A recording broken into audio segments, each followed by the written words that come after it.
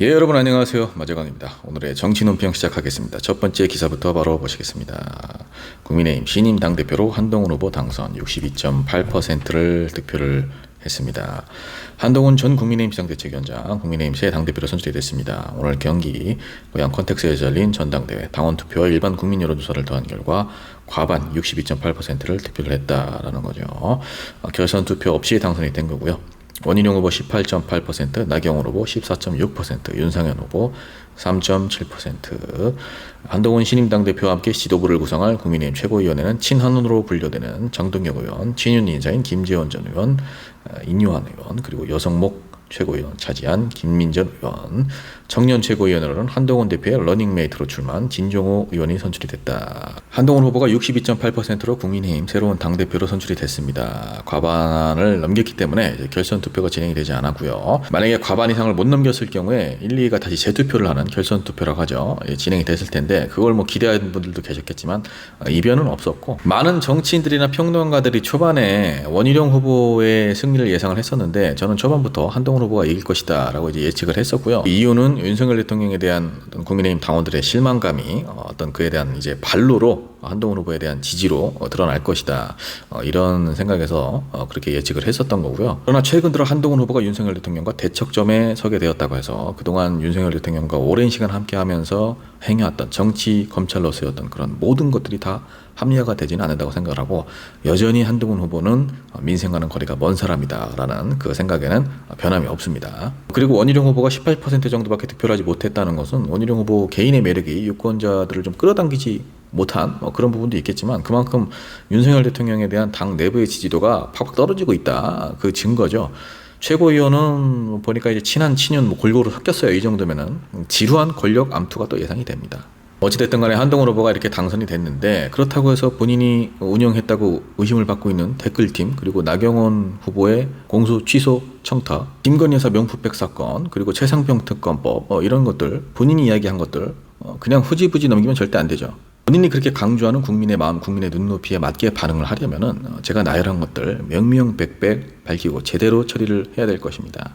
자, 다음 기사. 권익위 이재명 헬기 이송 특혜받았던 것으로 보이진 않는다. 특혜 제공은 있었다. 국민권익위원회 더불어민주당 이재명 전 대표의 헬기 이송 승인고 사건을 종결 처리한 것에 대해서 이 전 대표가 특혜를 받은 것은 해석할 수는 없다. 이 전 대표가 특혜를 받은 것으로 해석할 수는 없다. 병원과 소방본부는 규정을 위반하고 특혜를 제공했다.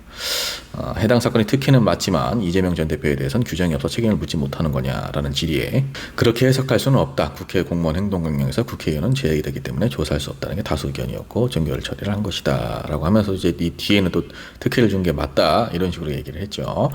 이재명 대표가 특혜를 받은 건 아닌데 특혜를 준 건 맞다. 뭐 이게 무슨 말이죠? 지금 국민권익위 김건희 명품백 사건을 자체적으로 종결 처리를 해버렸죠. 국민권익위원회 구성이 윤석열 대통령과 가까운 혹은 인연이 깊은 인물들로 다수 구성이 되었다는 것은 여러분들도 이미 익히 알고 있는 사실이실 것이고, 그런데 이재명 대표가 지금 피습을 당했을 때 목 부위를 찔렸기 때문에 정말 춘각을 다투는 상황에서 헬기를 이용한 걸 갖고 그걸 가지고 이게 특혜를 받은 건 아니지만 의료진과 소방본부에서 특혜를 준 거다, 이런 식으로 지금 발언을 하고 있어요. 응급 환자를 어떻게 이송할지 그 방법에 대해서는 현장에 있는 의료진과 소방본부에서 판단을 하는 겁니다. 한 사람의 목숨이 경각에 달리는데 가용할 수 있는 자원은 최대한 빠르게 가용을 해야지, 그걸 안 했다가 환자 목숨을 잃으면 누가 책임질 겁니까? 이게 알선 청탁이고 이권 개입이라고요? 위법이라고요? 의료진과 소방 관계자들이 어떤 부탁을 받아서 한 건지 아니면 본인들 판단해서 한 건지, 그것도 지금 우리 권한 바뀌니까 확인된 바가 없어서 말씀드리지 못한다. 이게 무슨 말입니까? 그러면 부탁을 받아서 헬기로 이송을 한 건지 아니면 의료진들 자체 판단하에 헬기로 이송을 한 건지, 그것조차 제대로 사실 확인도 하지 않은 상황에서 그냥 이렇게 특혜를 줬다, 이러는 거 아닙니까? 부산대병원, 서울대병원 의료진들이 권익위원들보다 의학적인 지식이 없어서 헬기로 이송을 했겠습니까? 그만큼 다급해서 한 거 아니겠습니까? 이분들은 그냥 목숨이 경각에 달린 사람을 살린 것뿐입니다. 이게 어떻게 공무원 행동강령 위반입니까? 국민권익위가 어떻게 이렇게 정치적으로 움직일 수가 있습니까? 다음 기사. 김여사 노출 시 조사 중단 보도에 대통령실 수사 중 사안 언급 부적절하다. 김건희 여사 측이 검찰 조사 사실이 노출되면 조사를 받기 어렵다는 우려를 검찰에 전달했다는 언론 보도와 관련해서 대통령실이 수사 중인 사안을 언급하는 건 부적절하다라면서 답변을 회피했습니다. 대통령실 관계자는 오늘 기자들과 만나서 김 여사 조사 관련 언론 보도에 대한 사실 확인 여부를 묻는 질문에 현재 수사 중인 사안에 대해서는 추가로 말씀드릴 수 있는 부분이 없다라고 얘기를 한 거죠. 김 여사 조사 관련해서 한 매체는 김 여사 측이 조사 사실이 외부로 노출되면 조사를 계속받기 어렵다는 우려를 검찰에 전달했던 것으로 전해졌다. 이 때문에 조사 당일 김 여사를 조사했던 검사들도 휴대전화를 사전에 제출했던 것으로 알려졌다라고 보도를 했습니다. 김건희 여사 측에서 검찰 조사를 받았다는 사실이 외부에 노출이 될 거면 나는 조사를 안 받겠다, 뭐 이랬다는 거 아닙니까? 대통령실이 이제 정확한 답변을 피하고 있고요. 한 언론 매체에서 이렇게 나온 건데 이게 사실이라면 정말 엄청난 특혜죠. 여러분, 주가 조작은 민생 경제를 뿌리채 뒤흔드는 정말 악질 범죄입니다. 만약 영부인이 거기에 연루된 게 맞다면 대한민국 영부인으로서의 자격이 없는 겁니다. 그거는. 저는 김건희 여사가 연루됐다 안 됐다 뭐 이런 발언을 하지 않겠습니다. 그것은 어디까지나 사정기관이 밝힐 일이기 때문에 다만 그 실체적 진실을 밝히려면 제대로 된 수사를 받아야 되는 건데 소환 자체를 4년 만에 했다. 이거는 말이 안 되지 않습니까? 그리고 무슨 제3의 장소에서 조사를 받은 것이 경호 문제입니까? 검찰청이 경호상 위험한 것입니까? 더군다나 검찰총장까지 모르게 이런 식으로 조사를 해놓고서 그것에 대해서 비판하는 검찰총장에게는 대통령실에서 나서서 직접 비판을 하고, 조사를 한 지검장과 검찰총장이 왜 이렇게 밖에서 제3의 장소에서 조사를 한 거냐, 이 진상을 파악을 해라 라고 하니까 응할 수 없다, 이렇게 대놓고 반기를 들고, 대한민국의 사법정의가 지금 몇몇 사람들 때문에 무너지고 있지 않습니까? 자, 마지막 기사입니다. 윤 대통령 여당 전당대회에 찾아서 극단적 여소야대 당 하나가 되어야 한다. 윤석열 대통령 2년 연속 국민의힘 전당대회를 찾아 극단적 여소야대 상황을 이겨내려면 당이 하나가 되어야 한다라고 강조를 했습니다. 우리는 한 배를 탄 운명 공동체이고 우리는 하나다. 민생의 어려움을 해결하고 국민을 행복하게 만드는 일에 당과 하나가 되고 당과 정부가 단결해야 한다.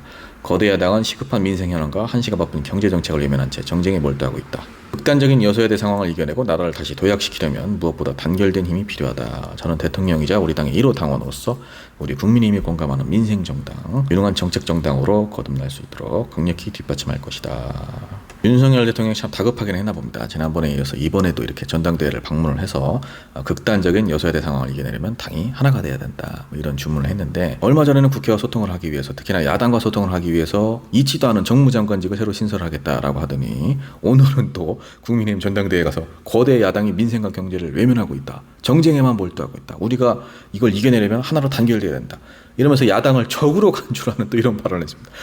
그러나 윤석열 대통령의 뜻대로 되지는 않을 것 같아요. 이미 한동훈 후보는 당선이 되자마자 건강한 당정관계라는 이런 표현을 했습니다. 즉 당이 정부의 고개를 저하리거나 상명하다 식으로 운영되는 지난 2년간의 어떤 그런 시스템을 좀 바꾸겠다, 다른 양상으로 흘러가게끔 하겠다, 이런 의도가 아닐까 싶고요. 김건희 여사의 특혜조사 국민들의 눈높이에 맞지 않았다, 이렇게 또 노골적으로 언급을 했죠. 대통령의 심기를 또 이렇게 건드리고 있는데 저는 그래요.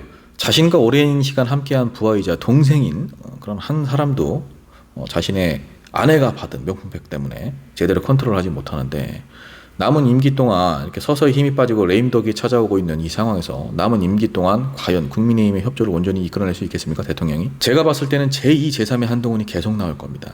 시간이 지날수록 윤석열 대통령에게 반기를 들고 윤석열 대통령에게 등을 돌리는 사람들이 계속해서 나올 겁니다. 왜냐? 어차피 처음부터 권력에 의해 모인 집단이기 때문입니다.